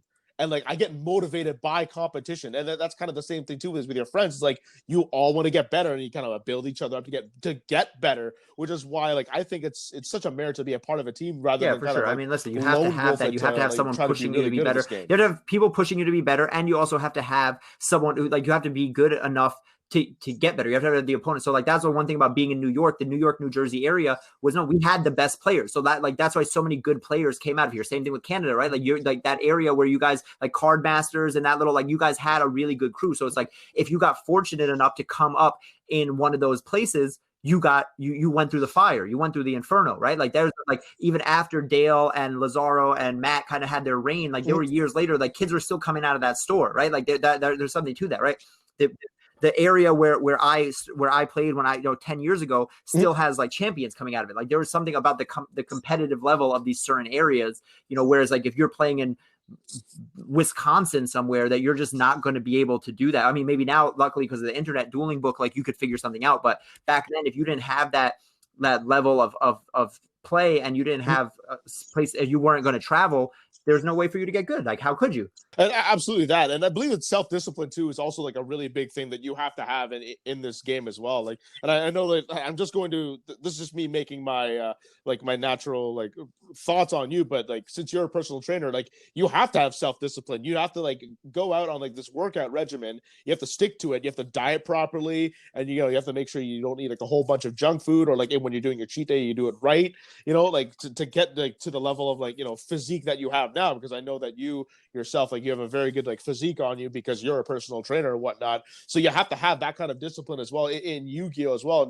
and then kind of staying in your lane and making sure that you don't go kind of overboard. Yeah, I mean, for me, honestly, it's funny because both in Yu-Gi-Oh and in fitness, they kind of it's more so that even than discipline to me, it's just for me a logic thing. It's just like it just makes sense. It's like that's why like when I come back to where we were at the beginning, where I was like, I just don't have the time to put into Yu-Gi-Oh. It's really because like I just like I know I only have so much time in the day, so my priorities are like logically I want to work on my health and my fitness because that's what's important to me. And back then, that wasn't a big priority to me, but like I was always big on like, okay, like what's the best thing that I can do right now? And that was, like for that time trying to be this, okay, like I'm going to test it this time. I'm going to put in this much time to doing this or whatever. So it's always just been like following the path. And I also think that's why like what separates sometimes the people who are really good is it is something about the way you think, right? So I always say, I say this like halfway jokingly sometimes, or I used to, I almost feel bad because I would go, all right, so I won my second jump in, I think 2008, right? And again, I played a little bit into 2009. I topped a few dark arm events and stuff like that. And then I kind of stopped because that's when I like in college, my junior, senior year, I kind of fell out of the game. And then like maybe in like 2012, I came back, and that was like maybe that Girga event, I was like 4 years later, and I came and I just went 8-1 and topped the event. And I was just like, there's no reason. And then in that event, I was seeing people who had been playing, like people who played when I was first starting, who didn't 4 years off, who were still going 6-3 or 5-5 or something like that, you know? So it's just like, what is the difference? Like, why is it that I can take 4 years off and come back and be better than these people who are practicing all the time? And it's something about, there's something about like people who are more strategy minded. You know, it's the same thing. Like, I can walk by and see someone's hand and be like, I know what to do with that. Whereas some people they'll just never see it. They'll never put the pieces together. And like all of the people who are great like that, the Dales, the Matt Pedals, like Matt Pedal was like amazing like this. Or like they would just look at someone's hand and they would know how to play it better. And there's a level of that can't be taught, right? So it's like, no matter what, that you can like, that's the thing about, and that's the difference between, coming back to what we were talking about, like the difference between now and then, because now you kind of can teach it, because again, there's a right and a wrong way to play it. It's like, okay, like you play, like it's solitaire and you have to play solitaire a right way.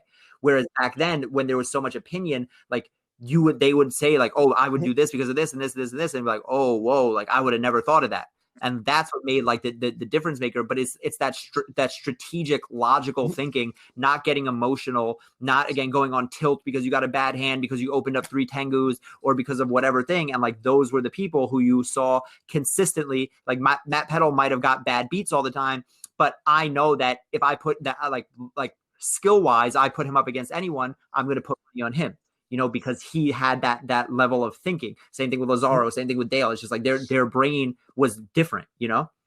Yeah, and absolutely, because like, and I played against all 3 of them, and they just think and they play in this game at a completely different level from what I've seen so many people, and it's absolutely crazy. Like, I know like maybe Matt Pedal doesn't maybe get enough, maybe not enough credit for it, maybe because he could be overshadowed by Lazaro, Dale, and whatnot. But Matt Pedal in his own right is a fantastic mind and is a fantastic player of his own right, and he can turn like anything, like a bad situation, into a good situation easily for him. And like, and it's always been one-sided with him and me. Like, I think I'm a very like logical and critical thinker myself. Like, I'm a philosophy major. It's what I love about it. But like Matt Pedal on a thinking level is completely like beyond anyone I know. Yeah, for sure. He was definitely one of the best players, and also like you get, like you said, didn't get enough credit because he never actually won. Like, he topped a few times, but he was also like the type of person who, like Dale, I think said in his podcast, would like, he would play you and in the last round of the tournament, and he'd go, okay, you take the win because you have a better chance at winning than me, something like that, because we were on the same team. And he's like, no, you got this, like, you know, like stuff like that. So he was just like a super chill person. Like I said, when you know, I would go to Canada and stay with him, and like he was just like one of the best people. But in general, again, it says there's something different about the people. Again, like I go back to like Patrick Hoban or like Jeff Jones. You know, those are the people who they came a little bit after me. I'm doing wrong. I knew Jeff Jones well, but like he was like right towards the tail end of when I stopped playing super competitively. Like, I was still playing, but that's when he kind of went on his reign and was doing the best. But it's like, again, you watch Jeff Jones play that plant deck or something like that. Like, he was operating at a different level, you know, like, and again, that definitely didn't happen by accident. I know for a fact that he was testing like crazy, that he knew that deck inside and out. So it's like, when you want when you talk about wanting to be that good, you have to understand that it's like, it's not regular. You're not just playing for fun. Like, this is like, you know, they used to joke Yu-Gi-Oh is serious business, but it is, and it was, right? Like, it's like, it can't have it both ways. You can't not want to take it seriously, but then be mad when you lose, right? So we took it seriously. We made a business out of it. Like, I was, you know, up until I was like 22 or something like that, 23, until I started when I became a personal trainer, I never had a job because I had Yu-Gi-Oh. I made money. That was my career. I had eBay. I had tables. I had, you know, I was a vendor. So it was like, this stuff is real if you want to make it real, but it's really about how much effort, how much time, how much passion you want to put into it. It really makes all the difference. Yeah, because for example, like Jeff Jones, like really, he started to really gain success, like a lot of success, like back around like 2009 area, like where he finally won his first event and whatnot. And that was kind of like near the tail end of like your career or whatnot. And like, I don't want to take anything away from Jeff. He's a fantastic player, but like, I knew him since before when I first started playing, like back around like 2005 is when I started playing in the competitive circuit. Like, you didn't like, you'd hear his name like kind of like top an event here, but he never won anything before that until 2009. Then he won that 100th Shonen Jump Championship, the very last one. Yeah. Or I think it was the 75th. Sorry, in New Jersey. if you recall correctly, in that one. So, I mean, I know you've gotten around a lot. Like, I always see you at every single event that I went to, at least, because I was always going like Northeast United States and anything in Toronto, which is obviously like where you're very close to, because you said you're from Brooklyn. You're like about an 8-hour drive from where I am, so you're not like that far off from where we are. So like we'd always see each other at all the events, and like all the time I see you guys around. It's like, man, that's like, if I had to go against you guys, like I feel like I get flattened in another way, because like you guys were on a completely different level than I was at the time. Like, I thought I was good, but like not like as good as your level at the time. But like, God, man, it's like, but just kind of like seeing you guys now, like knowing that, like having talks with each one of you, like you're all like regular people at the end of the day. Like you're real people with real hobbies. You get your own lives, and it's just been really enlightening to kind of talk to you guys now, like on like kind of like a deep intellectual level at this point in time. It's been really refreshing to kind of like really break into your minds now that I've like talked to you, like you a lot more. I talked to you, Chris, Dale, like a little bit of Lazaro, and like Rymus and whatnot. It's really nice to kind of get down to the core of it, as before, like when you like see people from like a lower level to like a higher level, you just kind of think of them as like just like a rival, or competition. Like you don't really see them as a person, which is like, man, like for sure. I mean, it's awesome. Like I said, even though I don't really play anymore, I still respect the game of Yu-Gi-Oh! For all the things that it's brought into my life, all the people, all the good times. Again, I have so many stories of just road trips and tournaments and just so much fun. It's a big part of who I am as a person now. Is 100% shaped by Yu-Gi-Oh! Like there's no way I end up where I am today without the experiences that I have, even down to like trading and learning, learning to haggle for cards, and like that's business, and that all that stuff really matters, so it really is like, I like, again, people joke about it's just a children's card game, but I think anyone who's played at the level that you have, or I have, or all of our friends, is just like, that it's more than that, that this game is really like something special.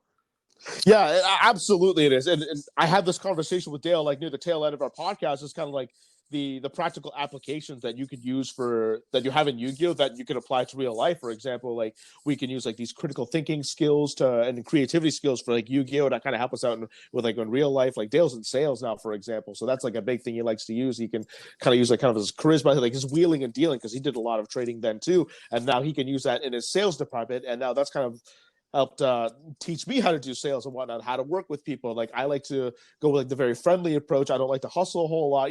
That's how I like to do like work my business and whatnot. And I'm sure that, again, like you've probably like applied some like real life applications as well. As I noted for you, like self-discipline was a thing, like going back to your your kind of your physique, like you really need to like get up every day like early and like work out hard and at least stick to that routine. I think there's a lot of parallels that we can draw. 100%. Again, I mean, listen, I say this all the time in my career as a fitness thing, because everything's of analogies.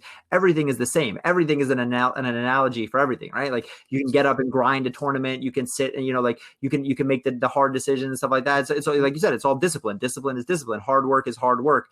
Like spending time on your passion is spending time on your passion. Take out Yu-Gi-Oh! And put in lacrosse. Take out lacrosse and put in weightlifting. Take out weightlifting and put in writing. Like it's all the same thing. If you want to be good at something, if you want the result, you commit to the effort of what that thing is going to be. So again, when I was younger, when I was 15 and 16 and 17, that result I wanted was to be the best duelist in the world. And I, and that's what I did. And, so I had friends who had the same goals, right? They always say, I don't know if this is a big fitness thing or personal development. They say a lot like you become the result of the 5 people you spend the most time with, right? Like, so like that's an old quote, but it's like, all right, so who did I spend a lot of time with? Anthony Alvarado, Chris Provic, Shane Scurry, Dale Bolito, Lazaro Bolito. Like I made sure that I was around the best people. But to even get in those circles, you had to be of a certain caliber, so that's what it was. It's like I built myself up, we built each other up, and we all grew together. That's really what it was.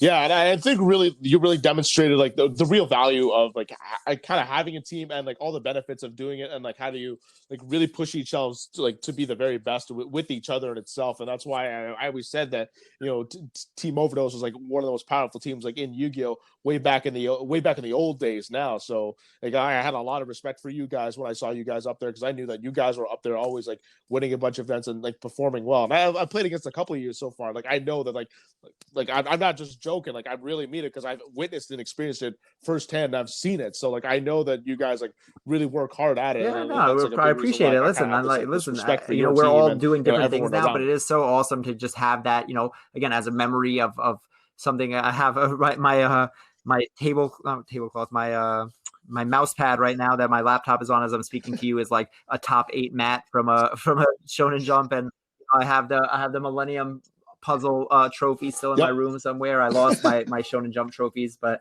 in the moving, but it's like that is a part of something that like you know, we were a part of something big. And again, like I said, coming back to we really made this a thing. Like teams weren't a big thing before we started doing it. People like, oh, like, you know, they're like, because then people saw, they were like, oh, look at what these guys can do with their team. Before, everyone just thought it's like, yeah, exactly. Like, why would I show someone else my deck when then they could beat me with my deck? But it's like, no, like we realized that if we share decks, because even before Dale and, you know, and Lazaro and Matt, like even before we joined forces, so to speak, officially, we still shared with each other. You know, like they gave me the deck, the zombie deck that I made top 4 with. Like they would give me deck lists all the time. We would tell them what we're working on. They would tell us what they were working on. It's like we realized that we got better together, as opposed to being like, oh no, you can't see what I'm playing because like I need to have the hot secret tech. It's like, yeah, that will get you somewhere. Like, you might get a sneak win once in a while, but for the most part, you're going to do better by collaborating with people, with the right people. Because again, then you can use their skills and their brain power to build you up more. That's exactly what, you know, a team is supposed to do. Is, you know, it's like take like the best parts of every person and like try to, you know, conglomerate together into like, you know, what's like, to really make like the best output that you really can for it. And I'm glad that was able to happen for you. And me, when I was part of a team, it definitely helped me in that sense. Maybe it's not to the level that you did, but definitely improved me and myself. And I would encourage anybody out there that, you know, like exactly. start a team. Listen, like, we were not. I mean, like, exactly. You can't say I'm only going to start a team with the best people, because then if you did that, we wouldn't have had Chris on our team. Like he was pretty useless, you know. So I just you have to have. You know, you have to have some compassion for people, but again, the point is that you get better together, you know. Yeah, it really is. And again, if this goes back to sports, like when you draft players and whatnot, you draft them because you think they're the best, but they're not the best yet. You have to kind of mold them. You have to get them better, train them a little bit, give them some experience, and then that's when they start becoming the best. Everyone on all the old OD guys, all the Super Friends guys, OD guys, who, you know, Dale, all the Canadians, Lazaro and Matt, and all the other ones too. That I remember everyone. Like we had so many good times. But I still talk to these guys like fairly regularly. I try to keep up with them. But the only thing that I would like to say is if anyone is interested in like fitness stuff, I do have my own podcast that's called the Healthy Happy Human podcast, where I talk about fitness and mindset and all the stuff that, again, I've taken from Yu-Gi-Oh! And now transitioned into just being a fitness professional. So if you're interested in that, come check it out. I would appreciate it. And all of those links will be below in the description on the YouTube channel. Paul, man, thank you so much for coming on the podcast. Really appreciate you taking out the time. Don't forget to like and subscribe. For more information, check out the Gate Expectations podcast on YouTube, Facebook, Patreon, Twitter, and Spotify.